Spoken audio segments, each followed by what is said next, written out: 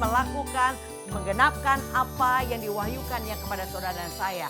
Yang diperlukan adalah percaya. Kalau saudara mau bersama Tuhan Yesus, tidak ada yang tidak bisa.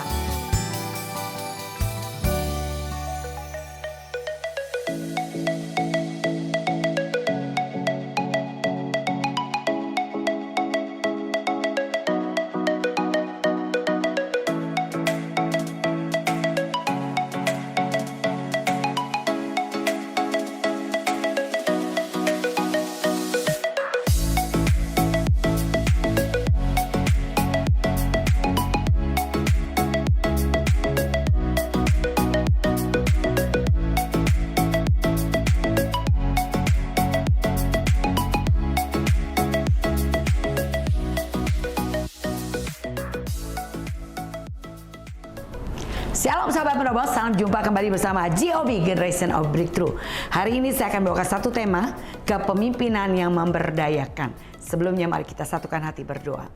Nantinya kami naikkan syukur kepada Tuhan untuk kasih dan setia Tuhan yang menyertai kami, melayakkan kami menerima kebenaran firman-Mu. Mari Allah Roh Kudus sendiri berfirmanlah, ajar kami mengerti isi hati Tuhan. Dalam nama Tuhan Yesus kami siap mendengarkan. Haleluya, amin. Sahabat penerobos, bacaan kita dari Keluaran 18 ayat 20 sampai dengan 21. Kemudian haruslah engkau mengajarkan kepada mereka ketetapan-ketetapan dan keputusan-keputusan dan memberitahukan kepada mereka jalan yang harus dijalani dan pekerjaan yang harus dilakukan. Di samping itu kau carilah dari seluruh bangsa itu orang-orang yang cakap dan takut akan Allah, orang-orang yang dapat dipercaya dan yang benci kepada pengejaran suap. Tempatkanlah mereka di antara bangsa itu menjadi pemimpin 1.000 orang, pemimpin 100 orang, pemimpin 50 orang, dan pemimpin 10 orang. Ya sahabat penerobos, tadi kita sudah baca yaitu berbicara tentang nasihat yang diberikan oleh Yitro sebagai orang tua dari Sipora, istri daripada Musa. Ketika melihat betapa lelahnya Musa untuk menyelesaikan masalah dari bangsa Israel. Nah saudara, salah satu kunci keberhasilan seorang pemimpin adalah ketika ia bisa melahirkan pemimpin baru atau pemimpin lainnya. Hal ini terjadi ketika seorang pemimpin memiliki kerelaan dan memberdayakan pemimpin sebagai generasi penerusnya. Dan itulah yang harus kita lakukan sebagai pemimpin saudara, untuk melahirkan generasi-generasi lainnya yang akan menjadi pemimpin sebagai generasi yang akan melanjutkan daripada generasi kita. Nah saudara, kita pelajari seorang pemimpin yang memberdayakan, ia akan pertama mendengarkan pendapat orang lain. Seperti tadi kita baca dari ayat ke-19. Coba kita baca dulu ayat 17 sampai dengan ayat 18-nya. Tetapi mertua Musa menjawabnya, tidak baik seperti yang kau lakukan itu. Engkau akan menjadi sangat lelah, baik engkau baik bangsa yang beserta engkau ini, sebab pekerjaan ini terlalu berat bagimu. Takkan sanggup engkau melakukannya seorang diri saja. Iya, itu nasihat daripada Yitro kepada Musa, yaitu menantunya saudara. Jadi Musa mendapat arahan dari mertuanya terkait dengan kepemimpinan yang dijalankannya selama ini yang sangat membuat Musa lelah. Jadi seorang pemimpin adalah perantara antara umat dengan Tuhan. Jadi makanya Yitro memberi nasihat kepada Musa untuk memilih pemimpin 50, pemimpin 100, pemimpin 1000, yaitu memimpin sebagai kepala pasukan. Nah saudara, melalui masalah-masalah yang dihadapi bangsa Israel, maka pemimpin-pemimpin ini akan dilatih untuk menyelesaikan setiap masalah yang ada, dan dia akan siap untuk menjadi pemimpin seperti Musa. Nah saudara, kita belajar bahwa Musa mendengar apa yang dikatakan oleh Yitro. Dan berikutnya kita melihat bahwa Allah menyertainya. Pemimpin yang baik adalah mereka yang tidak berada di menara gading yang tak tersentuh. Artinya tinggi, rasanya orang sulit sekali untuk mendekati pemimpin ya. Namun tetap low profile. Harusnya seperti itu. Mendengarkan pendapat daripada orang lain, saudara. Masukan-masukan yang disampaikan seperti Yitro memberi nasihat kepada Musa. Musa mendengarkannya dan Musa melakukannya. Yang kedua, seorang pemimpin yang memberdayakan adalah selain mendengar pendapat orang lain, juga pemimpin yang mengajarkan ketetapan Allah. Seperti tadi kita dengar bacaan di ayat 20 bahwa dikatakan, haruslah engkau mengajarkan kepada mereka ketetapan dan keputusan dan memberitahukan kepada mereka jalan yang harus dijalani dan pekerjaan yang harus dilakukan. Jadi seorang pemimpin akan mengajar, yaitu setiap mereka yang dipercayakan kepadanya, yaitu setiap para murid-murid, untuk diajarkan tentang kebenaran yang sudah Tuhan berikan. Nah, pemimpin harus mengajarkan hal demikian dan pemimpin berdoa untuk mereka bisa melakukannya. Ketika mereka sulit melakukan atau gagal melakukan, pemimpin akan memberi nasihat dan mendoakan agar mereka bisa lebih baik lagi. Nah, saudara, seorang akan menjadi pemimpin yang hebat, pemimpin yang luar biasa adalah seorang pemimpin yang tadi dikatakan mau mendengar pendapat orang atau menerima nasihat, dan juga pemimpin yang bukan hanya mengajar tapi pemimpin yang melakukan apa yang diajarkan. Jadi tidak ada seorang langsung menjadi pemimpin, saudara, tetapi ia harus menjadi murid. Nah, saudara, tidak ada guru menjadi guru sebelum guru itu menjadi murid. Jadi semua kita harus belajar hari ini menjadi murid yang baik, sehingga satu hari kau akan dipercayakan menjadi pemimpin. Nah, itulah yang Tuhan berikan kepada kita. Jadi kita belajar di sini, seorang pemimpin sebelum ia memberdayakan orang lain, ia harus memiliki koneksi atau terhubung dengan Tuhan. Jadi harus memiliki hubungan dengan Tuhan, sehingga seorang pemimpin, Tuhan akan kasih tahu apa yang harus dilakukan, apa yang harus dibuat. Ada hikmat, ada ide kreatif yang ditaruhkan di hati seorang pemimpin. Jadi oleh karena itu, saudara dan saya, ketika kita tertanam di gereja lokal, ada pemimpin rohani kita yaitu gembala, saudara hanya perlu taat, nurut. Kenapa? Karena seorang gembala dipimpin oleh Tuhan. Jawatan bukan manusia yang memilih. Jawatan kan adalah Tuhan yang memilih dan mempercayakannya. Dan kalau Tuhan mempercayakan, Tuhan juga pasti berbicara atasnya. Tuhan sebagai pemimpin atau gembala yang baik, dia akan menuntun setiap para gembalanya untuk menjadi gembala yang baik untuk setiap domba-domba yang dipercayakan Tuhan kepadanya. Jadi oleh karena itu, kita sebagai pemimpin harus memiliki bagian ini, yaitu mengajarkan ketetapan dan keputusan Allah. Itu adalah tugas kita. Tapi tentunya bukan hanya mengajar, tapi juga pertama seorang pemimpin harus melakukannya. Jadi Tuhan berkata di dalam Matius 7 ayat 12. Segala sesuatu yang kamu kehendaki supaya orang perbuat kepadamu, perbuatlah demikian juga kepada mereka. Itulah isi seluruh hukum Taurat dan kitab para nabi. Itulah isi seluruh hukum Taurat, yaitu apa yang kau mau orang lain melakukan, itu dulu yang pertama kita harus melakukannya. Jadi saudara, seorang pemimpin bukan hanya mengajar peraturan atau ketetapan Tuhan, tapi seorang pemimpin harus lebih dahulu melakukannya. Sehingga seorang pemimpin yang demikian, ia bisa dengan baik akan mengajarkan kepada orang-orang yang dipimpinnya. Jadi seorang akan menerima firman dan kebenaran, yaitu ketika yang menyampaikannya melakukannya atau mengalaminya, sehingga pada saat ia berbagi, apa yang dibagikan itu punya kuasa yang mengubahkan. Jadi saya percaya kita sebagai seorang pemimpin, Tuhan terlebih dahulu memproses kita, Tuhan terlebih dahulu membentuk kita, Tuhan terlebih dahulu mengizinkan banyak hal terjadi dalam kehidupan kita. Dan ketika kita fokus dengan ketetapan Tuhan, melakukan perintahnya, kita melihat bagaimana Tuhan yang hebat, dia menyertai, dia menolong, dia menuntun, dia memberkati, dia menyertai kita. Dan itulah pengalaman pribadi kita dengan Tuhan. Dan dengan pengalaman pribadi kita dengan Tuhan, ketika kita membagikannya, itu mempunyai kuasa yang hebat. Orang yang mendengar diubahkan, orang yang mendengar dipulihkan. Kenapa? Karena mereka melihat kita sudah mengalaminya. Jadi itulah saudara, Tuhan seringkali mengizinkan setiap proses hidup kita, tujuannya agar kita mengenali Tuhan. Saudara, sebagai orang percaya kita harus berakar, bertumbuh dan berbuah.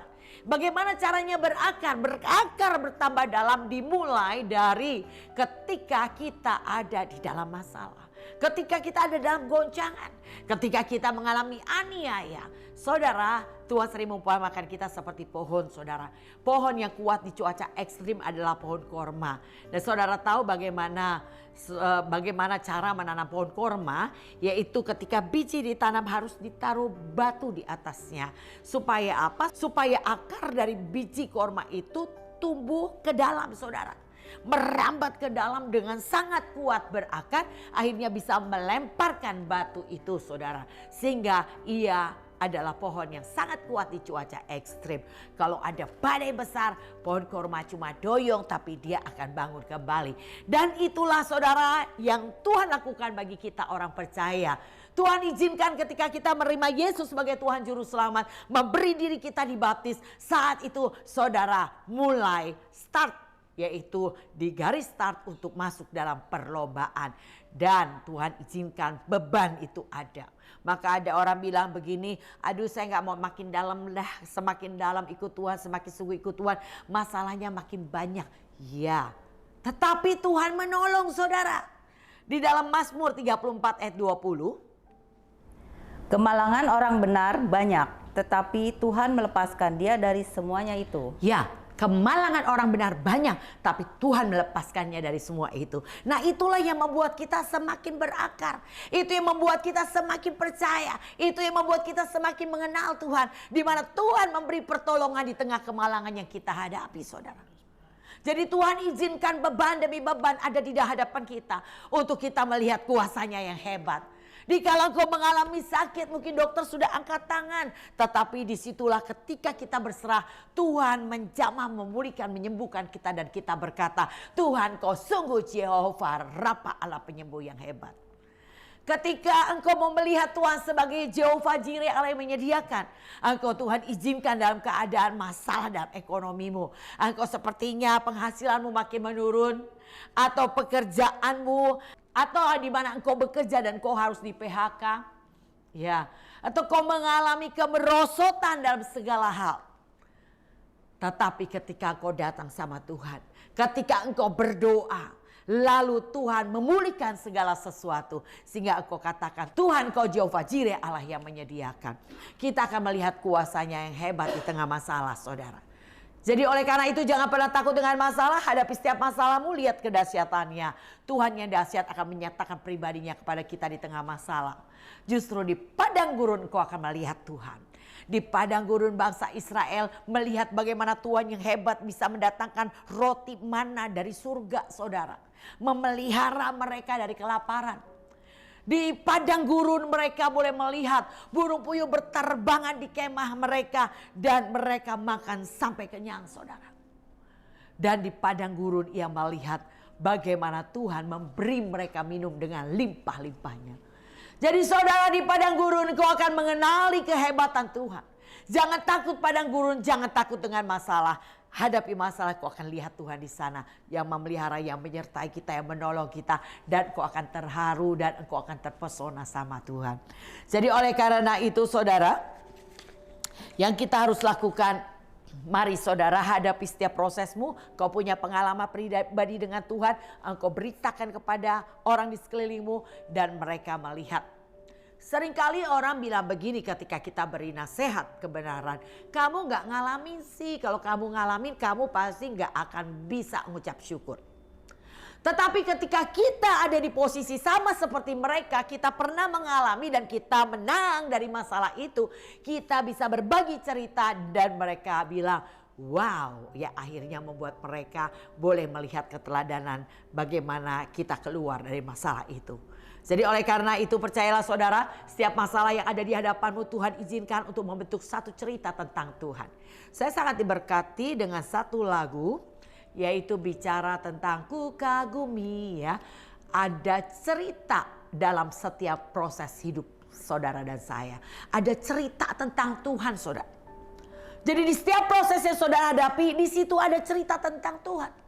Engkau mau tahu ceritanya, engkau hanya perlu hadapi bersama dengan Tuhan. Engkau akan lihat cerita tentang kehebatan Tuhan, cerita tentang pemeliharaan Tuhan, cerita tentang penyertaan Tuhan. Engkau akan ceritakan kepada banyak orang karena kita punya pengalaman. Saudara mau menjadi seorang pemimpin, saudara harus mulai yaitu dengan hadapi setiap proses yang ada di depan saudara. Engkau hanya perlu sikap rendah hati. Orang yang rendah hati seperti Musa adalah orang yang mau terima nasihat dan melakukan nasihat itu, dan melihat betapa Tuhan hebat membuat ia tidak lelah dalam melayani, membawa bangsa Israel menuju ke tanah perjanjian. Nah saudara, kita pelajari yang ketiga, seorang pemimpin yang memberdayakan adalah seorang pemimpin yang memberdayakan orang lain. Atau kita baca di ayat 21. Di samping itu, kau carilah dari seluruh bangsa itu orang-orang yang cakap dan takut akan Allah, orang-orang yang dapat dipercaya dan yang benci kepada pengejaran suap. Tempatkanlah mereka di antara bangsa itu menjadi pemimpin 1.000 orang, pemimpin 100 orang, pemimpin 50 orang, dan pemimpin 10 orang. Ya saudara, mereka yang akan diberdayakan adalah orang-orang yang memenuhi syarat ini. Jadi gak semua orang saudara akan diberdayakan, akan dipakai menjadi imamnya Tuhan. Tapi mereka orang-orang yang pertama cakap. Cakap itu bukan berarti cantik dan ganteng saudara. Cakap itu terampil ya. Nah dan yang kedua adalah orang yang takut akan Tuhan. Dapat dipercaya dan benci pengejaran suap. Nah ini adalah orang yang akan diberdayakan. Maka kalau saudara baca Hosea 4 ayat ke-6. Umatku binasa karena tidak mengenal Allah. Karena engkaulah yang menolak pengenalan itu, maka aku menolak engkau menjadi imamku.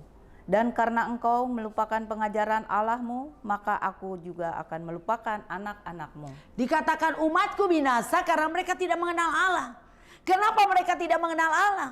Mungkin mereka rajin ibadah, mungkin mereka melayani, tapi disebut Tuhan tidak mengenal Allah. Ternyata penyebabnya adalah karena mereka yang menolak pengenalan akan Allah. Maka aku tidak akan mengangkat mereka menjadi imamku.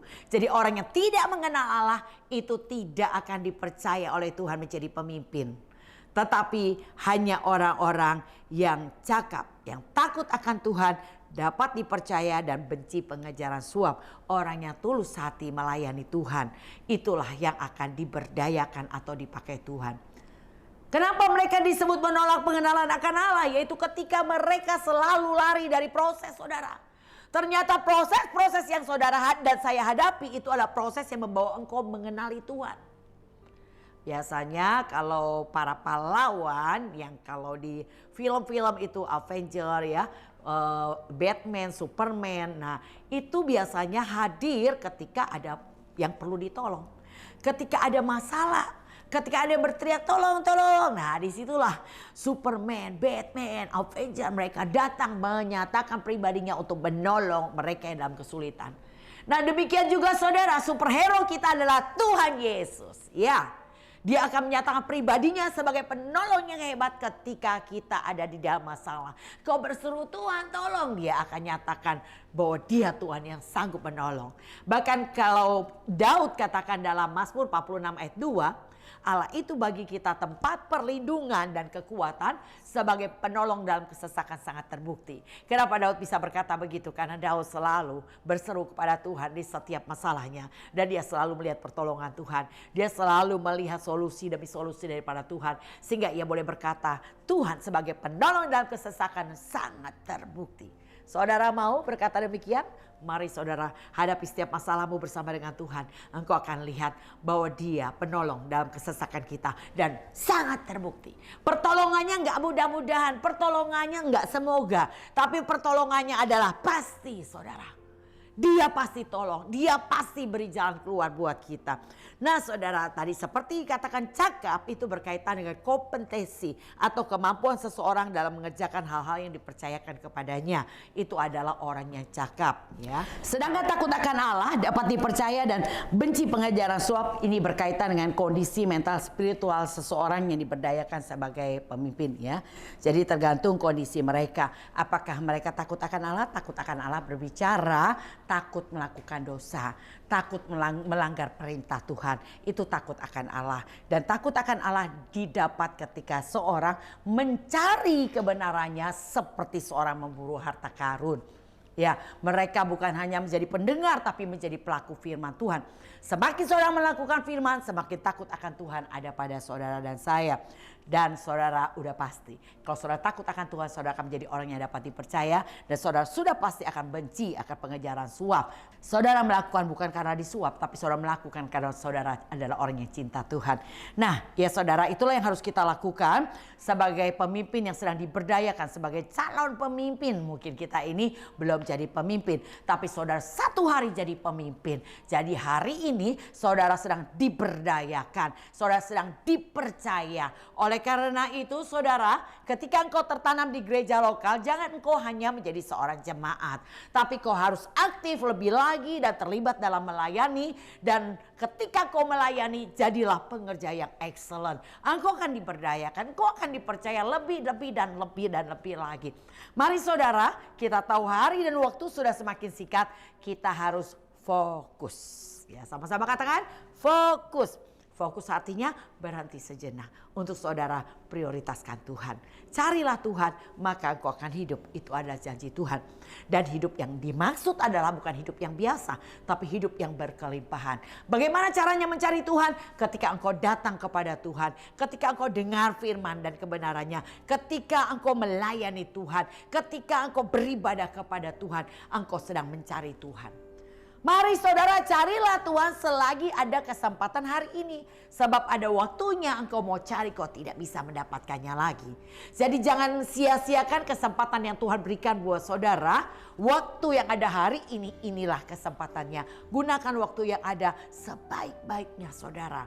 Jangan seperti orang bodoh. Orang yang bodoh yang dikatakan seperti gadis yang bodoh. Mereka hari ini, mereka tidak lebih sungguh cari Tuhan. Mereka hari ini tetap hidup secara dunia. Mereka datang kepada Tuhan itu cuma kalau sempat, kalau bisa, kalau mood, dan kalau sehat. Tetapi orang yang bijaksana tidak demikian. Orang yang bijaksana dia tahu waktunya sudah sangat singkat.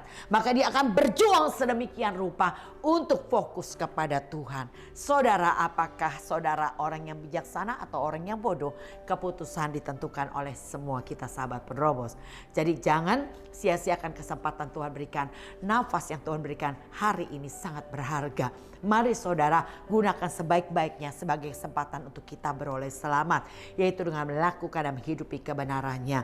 Jadi oleh karena itu saudara, kalau saudara hari ini sebagai seorang pemimpin, jadilah pemimpin yang memberdayakan orang-orang yang ada di sekeliling saudara. Lihatlah mereka. Adakah mereka orang yang cakap, artinya punya kompetensi atau kemampuan untuk mereka mencari Tuhan, beribadah, melayani Tuhan dengan sungguh-sungguh. Atau mereka adalah orang yang tidak sungguh-sungguh. Mari saat ini waktunya kau memilih saudara.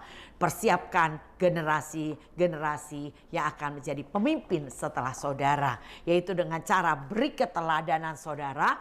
Lakukan kebenarannya, beri nasihat, beri saudara, ajarkan mereka ketetapan demi ketetapan Tuhan. Dan saya percaya ketika mereka dilatih, bukan hanya mereka mendengar nasihat, bukan hanya mereka mendengar ketetapan Tuhan, tapi mereka kita dorong untuk menjadi pelaku firman. Dan ketika mereka melakukan firman dan mungkin mereka gagal respon, saudara kita punya tugas sebagai pemimpin. Ayo kita luruskan mereka kembali. Yang penting satu sikap yang ada atas mereka adalah rendah hati. Yaitu seperti Musa mau terima nasihat saudara. Nah saya percaya orang yang rendah hati luar biasa. Tuhan punya janji. Ganjaran kerendahan hati adalah kekayaan, kehormatan, dan kehidupan. Wow, saudara jadi orang yang diberkati di bumi, dihormati manusia, dan mati masuk surga. Mau semua kita tentunya, amin. Kalau saudara mau mengalami itu, ya yang harus kita lakukan adalah mari taat. Dimanapun Tuhan menempatkanmu, engkau hanya perlu taat saudara. Untuk bisa taat kau harus tanggalkan ego, gengsi, harga diri. Nama baikmu tidak usah lagi kau pertahankan. Tapi kita mau belajar taat apa kata pemimpin, nurut dan melakukannya dengan penuh sukacita, penuh kesadaran untuk cari Tuhan, penuh kesadaran untuk beribadah kepada Tuhan. Jadi saudara jangan lagi harus nunggu orang ngingetin, harus nunggu diajakin. Tapi mari saudara responi panggilan Tuhan, undangan hikmat yang hari ini terus didengungkan di gereja lokal saudara. Setiap hari Minggu ada pengumuman sepekan. Mari saudara perhatikan baik-baik dan datang saudara dengan antusias dan semangat. Kalau itu ada pada saudara, percayalah saudara, Tuhan akan memberkati atau memuaskan kita saudara. Barang siapa lapar dan haus, mereka akan dipuaskan. Yang dibutuhkan adalah hati yang rindu itu ada pada saudara saya untuk kita mencari Tuhan, untuk datang kepada Tuhan. Tuhan akan menyatakan pribadinya. Tuhan akan memimpin, menuntun, mengajar sampai engkau menjadi seorang pemimpin yang dipercaya oleh Tuhan. Lebih dan lebih dan lebih lagi. Karena Tuhan berkata, kalau Roh Kudus turun atasmu, kau akan menjadi saksiku di Yerusalem, Yudea, Samaria, sampai ke ujung-ujung bumi. Nah, itu adalah janji Tuhan buat kita. Begitu besar pelayanan yang Tuhan siapkan buat kita semua. Yang penting adalah kita mau. Maka berikutnya Tuhan yang akan menuntun, mengajar, menempatkan saudara dan mempercayakan pelayanan kepada saudara yang semakin meluas dan semakin meluas. Yang diperlukan adalah kita bisa dipercaya ketika kita diberi tanggung jawab. Ketika engkau bisa dipercaya dengan tanggung jawab yang kecil, Tuhan berkata engkau akan dipercaya tanggung jawab yang lebih besar. Ketika engkau bisa dipercaya dengan perkara kecil, Tuhan akan percayakan perkara lebih besar. Dimulai dari biarlah kita menjadi orang yang dapat dipercaya, yaitu kita tidak melalaikan tugas yang Tuhan percayakan, tapi sungguh-sungguh melakukannya dengan penuh antusias. Saya percaya engkau akan berbeda, engkau akan berubah, engkau akan menjadi pemimpin yang siap untuk melahirkan generasi-generasi sebagai pemimpin berikutnya. Tuhan Yesus memberkati saudara. Mari kita terus belajar dan belajar saudara.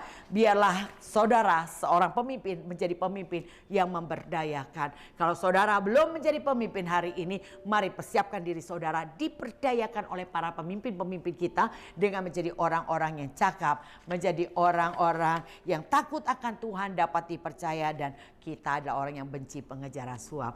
Tuhan Yesus memberkati. Sahabat penerobos, tetap semangat, carilah Tuhan selagi Tuhan berkenan ditemui.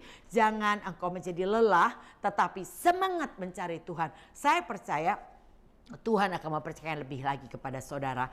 Mari saya akan berdoa buat semua yang nonton acara Sahabat Penerobos ini. Biarlah kita siap menjadi pemimpin yang akan memberdayakan. Mari angkat tanganmu. Terima kasih Tuhan, terima kasih. Kesempatan untuk kami menerima kebenaran firman-Mu.